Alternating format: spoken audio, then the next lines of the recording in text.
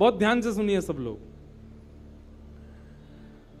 तो जयपुर के राजा की पुत्री मदन मोहन जी की सेवा करती थी। मदन मोहन जी कोई लाड़ लड़ाती, पूरे दिन उन्हीं को सजाती रहती, उन्हीं का श्रृंगार करती, सेवा करती। राजा स्वयं गोविंद देव जी की सेवा करते और उनकी जो पत्नी थी वो गोपीनाथ जी की, मतलब पूरा परिवार ही तीनों ठाकुर की सेवा करते थे। अलग अलग भवन में, अलग अलग महलों में ठाकुर जी विराजते थे। तो राजा की पुत्री का विवाह हुआ करौली राजस्थान में, जहां मदन मोहन जी अभी विराजते हैं। तो राजा की पुत्री का जब विवाह हुआ तो पुत्री से राजा ने कहा, बिटिया ये बताओ तुम्हारा विवाह है, तुमको हम दहेज में क्या दें? वैसे तो हमने सब दिया, लेकिन फिर भी तुम्हारी कोई इच्छा हो तो मांगो। उसने कहा, पिताजी मुझे सबसे ज्यादा प्रेम श्री मदन मोहन जी से है। आप माता जी और पूरा परिवार गोविंद देव जी गोपीनाथ जी की सेवा किया करो। मदन मोहन जी को मैं ले जाऊं अपने साथ, अपने ससुराल में इनकी सेवा करूंगी। बड़ी अच्छी कथा है, ध्यान से सुनना। राजा रोने लगा, अपनी पुत्री के चरणों में सर झुका के बोला, मुझे क्षमा कर दे पुत्री, तू जो मांगेगी सो दूंगा, पर ये मेरे हृदय है, मैं इनको नहीं दे सकता। मैं वृंदावन से मुगलों से बचा करके इनको लेके आया हूं। वैसे तो ठाकुर जी को बचने की कोई आवश्यकता नहीं, ठाकुर जी कृपा करके आए हैं जयपुर में राजा के ऊपर, पर इनको देख करके मेरे प्राण बचते हैं। तू जो मांगेगी सो दे दूंगा। पर मदन मोहन जी बोले, पिताजी गोविंद देव जी गोपीनाथ जी हैं ना आपके पास में, मदन एक ठाकुर जी मुझको दे दो। यहां राजा की जिद हो गई, नहीं दूंगा। पुत्री की जिद हो गई कि मुझे तो चाहिए, नहीं तो मैं विदाई नहीं होंगी। राजा की पत्नी ने भी कहा, अब इतनी कह रही है तो आप दे दीजिए ना, हमारे पास 2 ठाकुर हैं, इनकी सेवा हम करेंगे विस्तार से। और वैसे भी मदन मोहन जी की पूरी सेवा बचपन से उसने ही की है। तो राजा ने एक प्रस्ताव रखा। बोले, अच्छा पुत्री एक काम करते हैं। बोले, क्या? मैं तेरी आंख पे पट्टी बांधूंगा और आंख पे पट्टी बांध करके मदन मोहन जी जैसे 7 स्वरूप तेरे सामने खड़ा करूंगा, जिनमें से 6 स्वरूप जो होंगे वो मैं बनवाऊंगा और 1 स्वरूप वास्तविक मदन मोहन जी होंगे। आंख पे पट्टी बांध करके तुझे स्पर्श करके अगर तूने असली मदन मोहन जी को पहचान लिया तो मैं ये मान जाऊंगा कि तू नहीं, ठाकुर जी तेरे संग जाना चाहते हैं। ठाकुर जी की इच्छा पता चल जाएगी। तो राजकुमारी बोली, ठीक है, आप ये प्रयोजन कीजिए। राजा ने महाराज कारीगरों को बुलवाया और मदन मोहन जी के डिट्टो कॉपी 6 स्वरूप बनवाए और 6 स्वरूप बनवा करके मदन मोहन जी सहित 7 स्वरूपों को खड़ा किया। पुत्री के आंख पर पट्टी बांध दी, एक जैसा इत्र, एक जैसी पोशाक, एक जैसा मुकुट, एक जैसा श्रृंगार, सब कुछ बिल्कुल एक जैसा। और कहा, पुत्री अब तू इनमें से जो 7 में से पहचान लेगी, अगर असली तेने पहचान लिए तो मैं तेरे संग भेज दूंगा। उसने हाँ तो बोल दिया, लेकिन वो कांपने लगी, घबराने लगी। जैसे ही उसने नेत्रबंद किए तो कथा ऐसी है कि वो रात्रि में जब सोई, अगले दिन परीक्षण होना था, तो रात्रि में जब सोई तो बहुत रोई और ठाकुर जी से कहने लगी, नाथ मैं आपसे बहुत प्रेम करती हूं, मैं आपके बगैर नहीं रह सकती, पर मेरे पिताजी की बहुत जिद है। अब कहीं मैं आपको नहीं पहचान पाई, मेरे तो प्राण ही निकल जाएंगे, विदा होना तो बहुत दूर की बात है।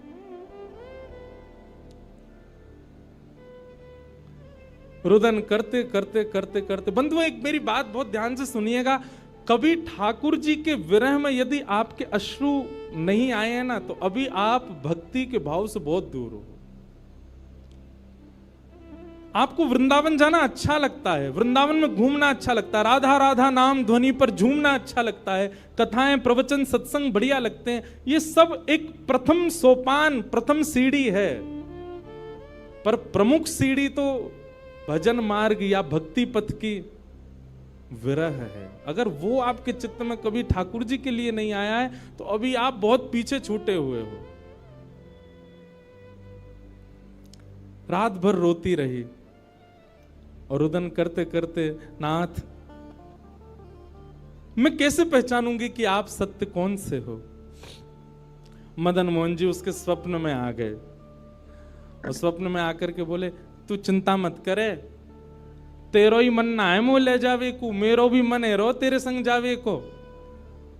अरे जे सब मेरी सेवा तो करें, पर तेरी जैसी सेवा तो कोई करेगा ना, मेरो भी बड़ो मन है तेरे संग चलवे को।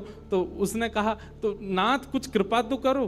बोले हाँ मैं एक काम करूंगा। बोले कहा, तू सबरे स्वरूपन को जब स्पर्श करेगी ना, तो असली मदन मोहन जो मैं हूं, तू मेरे हाथन को स्पर्श करियो। तो हाथ कैसे? ऐसे।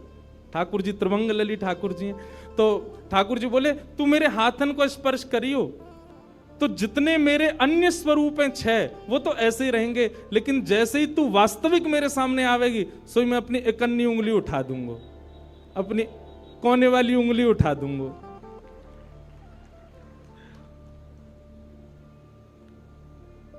ठाकुर जी कितना प्रेम करते हैं अपने भक्त से।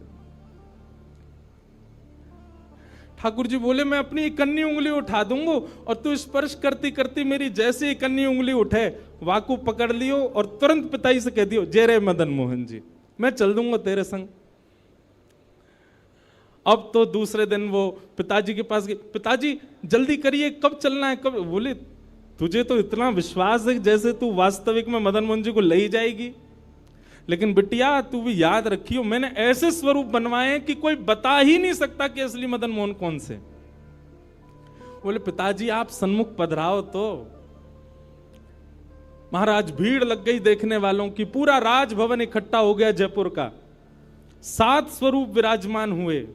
पुत्री के आंख पर, अभी विवाह हुआ, उसका विदाई नहीं हुई है, आंख पर पट्टी बांध करके और कहा जाओ, अगर मदन मोहन जी की इच्छा होगी तो तू ढूंढ ले। अब मदन मोहन जी तो पहले ही बता चुके हैं, ऐसे मिलूंगा।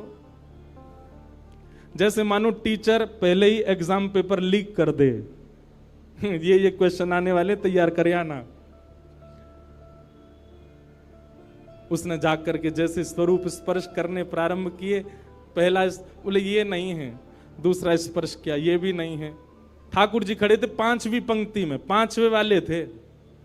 तीसरे स्पर्श किए, बोले ये भी नहीं है। चौथे किए, बोले ये भी नहीं है। जैसे ही 5वें का स्पर्श किया और मुखमंडल का स्पर्श किया, गले का स्पर्श किया, वक्ष का स्पर्श कर, जैसे ही ठाकुर जी की भुजा पकड़ी, सो ठाकुर जी ने अपनी इकन्नी उंगली हिला दी। और जैसे ही इकन्नी उंगली हिलाई, उसने तो, पिताजी यही है मदन मोहन जी।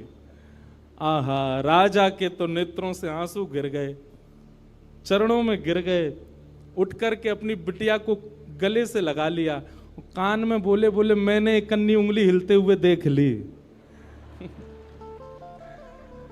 मुझे ये बात पता चल गई है कि भैया तेरी जिद नहीं है इनको ले जाने की, इनकी भी जिद है तेरे संग जाने की। और महाराज गाजे बाजे रथ में आरूढ़ करके श्री मदन मोहन लाल जी करौली राजस्थान को प्रस्थान किए। बोलो मदन मोहन लाल की। बिहरत निस दिन कुंज गलन में, ब्रज जन मन सुख धाम।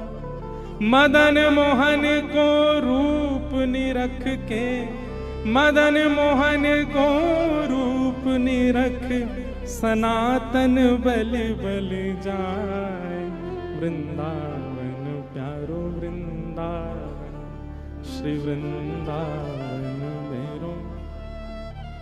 ये भैया ऐसे ही भजन नहीं बना है, ये ऐसे ही आपके झूमने के लिए कीर्तन नहीं, ये पूरा वृंदावन समाविष्ट करवा दिया हमारे गिरधर लाल जी ने एक ही पद में। पूरा वृंदावन विराज रहा है। ठाकुर जी जड़ नहीं है। दूसरा स्वरूप क्या है ठाकुर जी का? चैतन्य। कौन है ठाकुर जी? चैतन्य। कई लोग पूछते हैं महाराज जी सेवा का कोई प्रकल्प बताओ, सेवा का कोई भाव बताओ, सेवा कैसे करनी चाहिए, सेवा में क्या होना चाहिए, क्या नहीं होना चाहिए। हमारी एक बात सब लोग सुन लीजिए, यहां लगभग सब सेवा वाले ही बैठे हैं। आप ठाकुर जी के प्रति चैतन्य भाव अपने हृदय में प्रगाढ़ कर लो। चैतन्य भाव प्रगाढ़ मतलब ये कोई पाषाण नहीं है, ये कोई प्रतिमा नहीं है, ये कोई धातु नहीं है। साक्षात वृंदावन चंद मेरे घर पे विराज रहे हैं, ये विश्वास आप अपने चित्त में प्रगाढ़ कर लीजिए। बस आपके जिस दिन ये विश्वास प्रगाढ़ हो गया, अपने आप आपको सेवा सीखनी, किसी से पूछनी नहीं, अपने आप करने लग जाओगे।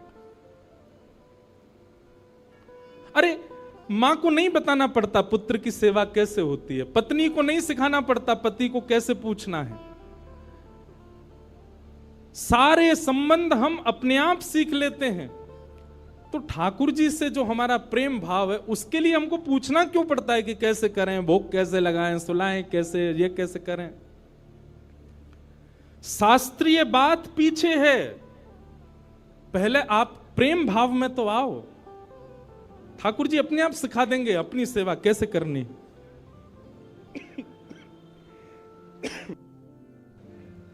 प्रेम भाव, उनके प्रति पाषाण की बुद्धि मत रखो, चैतन्य भाव रखो। जैसे आपके चित्त में चैतन्य भाव आया कि ये तो चलते फिरते उठते बैठते सब करते हैं, केवल मेरे सामने ऐसे खड़े हो जाते हैं मूर्तिमंत होकर के। मानो ये ठाकुर जी मुझसे कह रहे हैं कि तू अपनो इतना प्रेम मुझ को प्रदान कर कि मैं चलन लगूं, मैं फिरन लगूं। सब लोग एक बात याद रखिएगा, जिसके भी घर में ठाकुर जी की सेवा है, ठाकुर जी हमको चैलेंज करते हैं, अगर तो में सामर्थ्य हो तो अपनी भक्ति से, अपने भाव से, अपने समस्त प्रयासों से तू मुझे चलवा के दिखा दे, तू मुझे बुलवा के दिखा दे।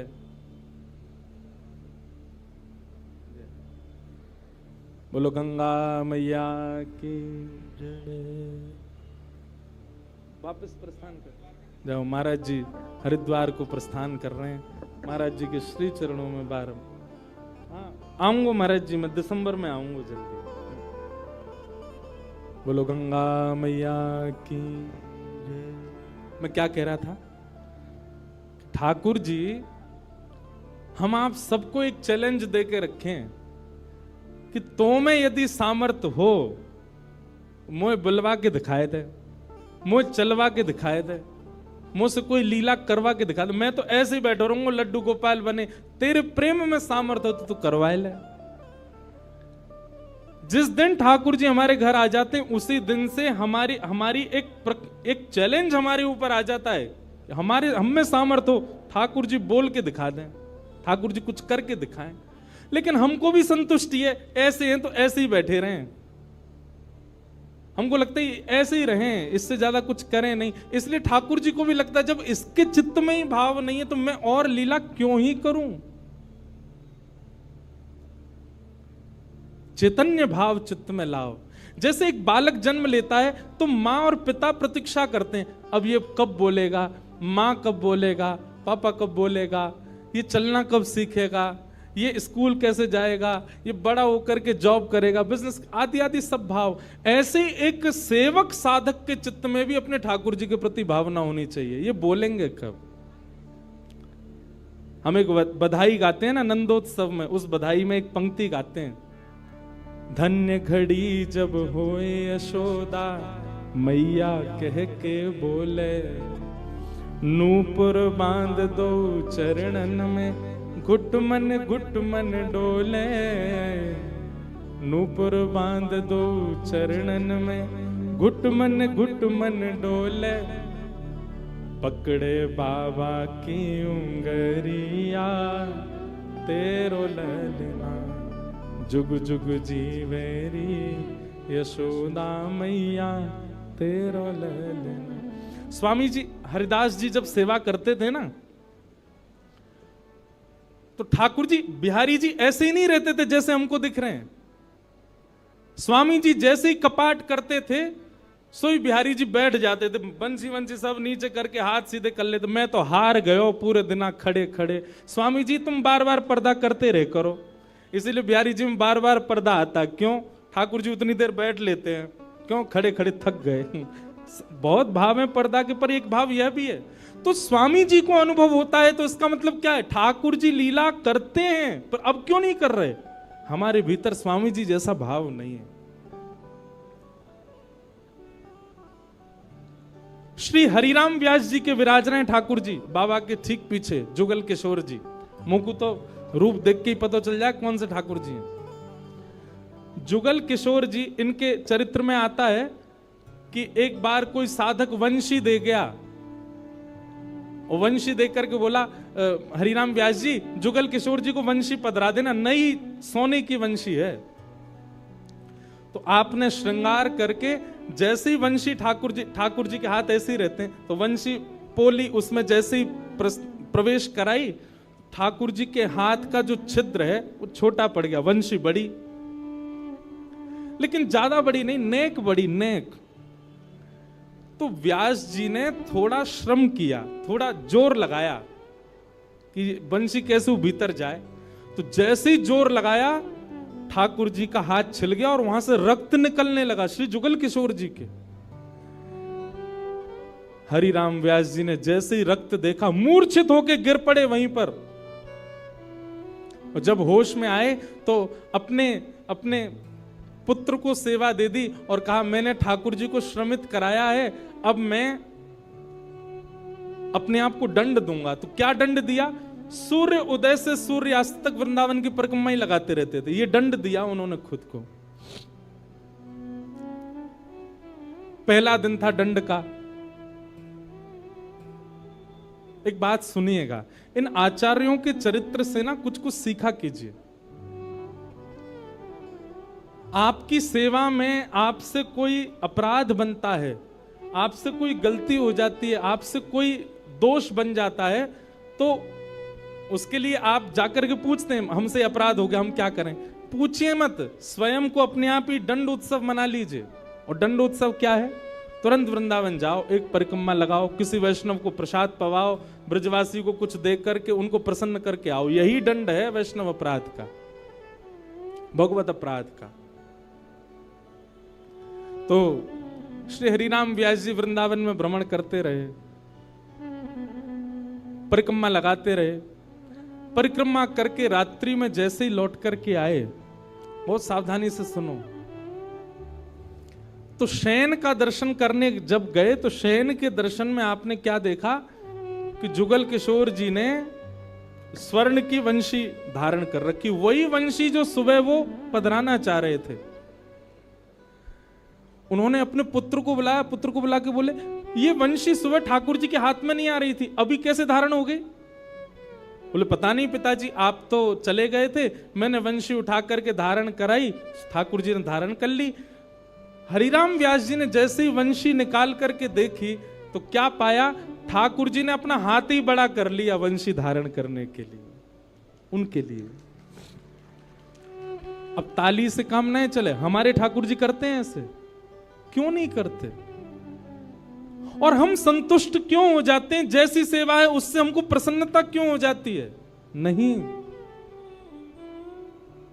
ये इस बात का प्रमाण है कि कहीं ना कहीं हमारी भक्ति में, हमारे भाव में, हमारे प्रेम में अभी वो स्तर नहीं आया कि ठाकुर जी उसको स्वीकार कर लें। इसलिए भैया, सबसे पहली बात भक्ति में, सेवा में सबसे पहला प्रकार, ठाकुर जी को आप चैतन्य मानो। वो जड़ नहीं है, वो पीतल के नहीं है, वो अष्टधातु के नहीं है, वो मार्बल के नहीं है, वो साक्षात ठाकुर जी हैं, वो साक्षात चैतन्य है। उनके प्रति चैतन्य बुद्धि आपने धारण कर ली, अपने आप ठाकुर जी अपने आप लीलाएं कराना प्रारंभ कर देंगे। मुझको राधा रमण कर दो ऐसा, मुझको राधा, नित्य की प्रार्थना होनी चाहिए ठाकुर जी से। रटू में तेरा नाम यूं आठों याम, रटू में तेरा यूं आठों याम, रटू में तेरा नाम यूं आठों याम,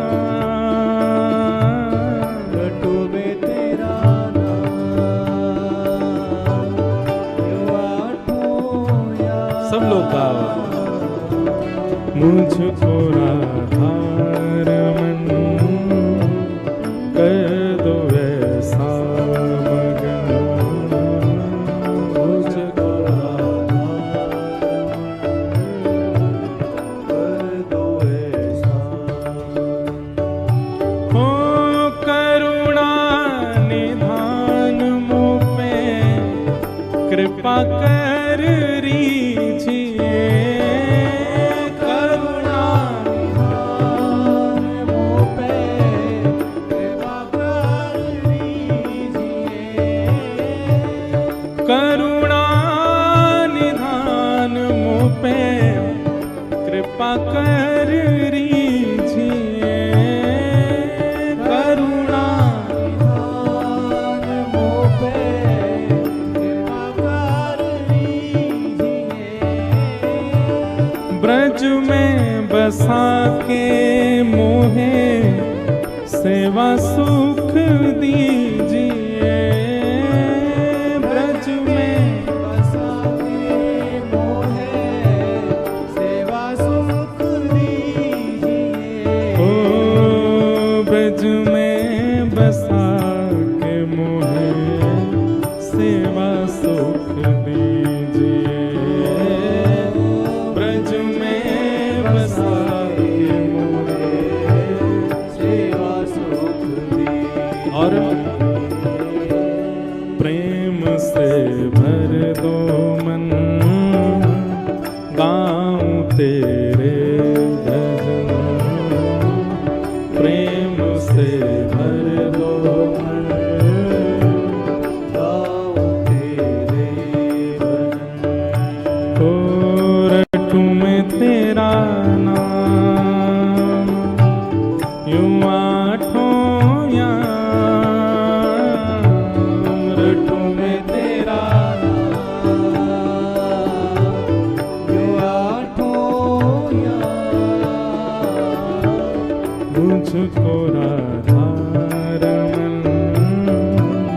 कर दो ऐसा मगन, मुझको राधारमण कर दो ऐसा। श्री राधारमण लाल की। करताल बजा के गाओ।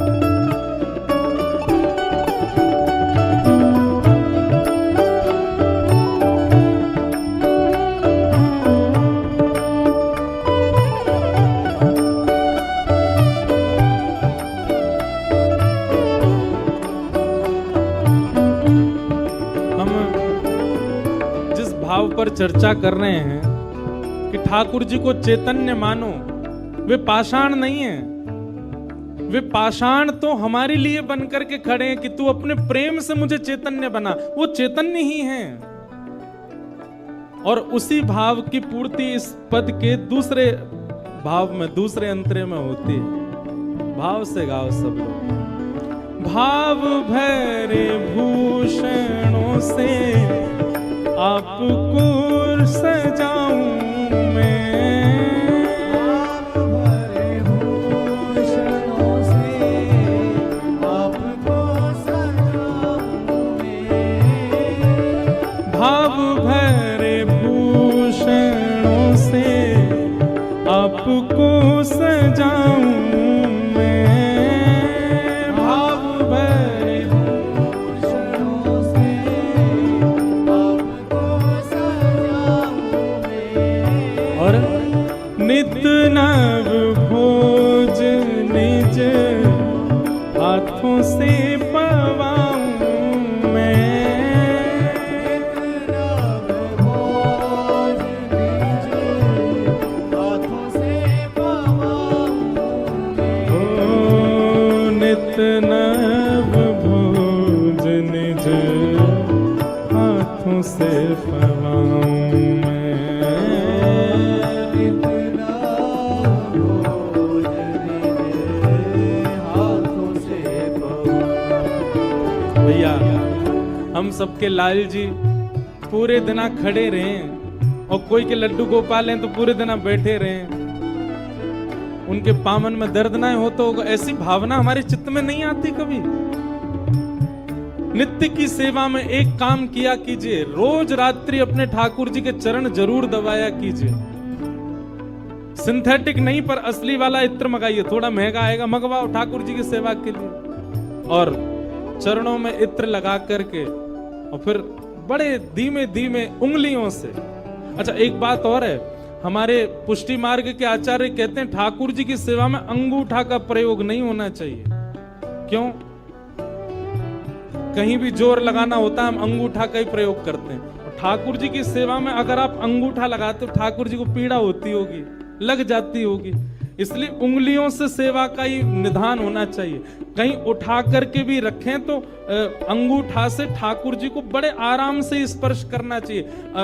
शास्त्र हमारे आचार्य तो ऐसा कहते हैं कि अगर आपने अंगूठा का प्रयोग किया भी है तो श्रृंगार के बाद ठाकुर जी का एक अलग से भोग लगाओ। किस बात का? श्रम भोग। ठाकुर जी आपको दर्द हो गया होगा, हमने अंगूठा से दबाया आपको, इसलिए मंदिरों में श्रम भोग आता है। बेचारो बहुत हमारो ठाकुर वृंदावन को बड़ो हल्को सो, नेक में ही हार जाए, नेक जोर से सर दबाए दो, हाथ दबाए दो, पांव दबाए, थक जाए इतने में तो श्रम भोग लाओ। नित्य रात्रि में ठाकुर जी को शयन से पहले चरणों में इत्र जरूर सेवा किया करो। श्रृंगार कोई कर जाए, भोग कोई बनावे, पर रात्रि शयन तो सेवक को स्वयं कराने चाहिए। दाबु तुमरे चरण करो जब तुम शयन, दाबु तुमरे चरण करो जब तुम स्वयं, ओ दाबु तुमरे चरण करो जब तुम शयन, दाबु तुमरे चरण करो जब तुम स्वयं।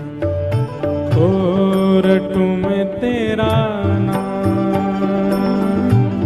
यूं आठों याम, रटू में तेरा नाम मैं आठों याम, रटू में तेरा नाम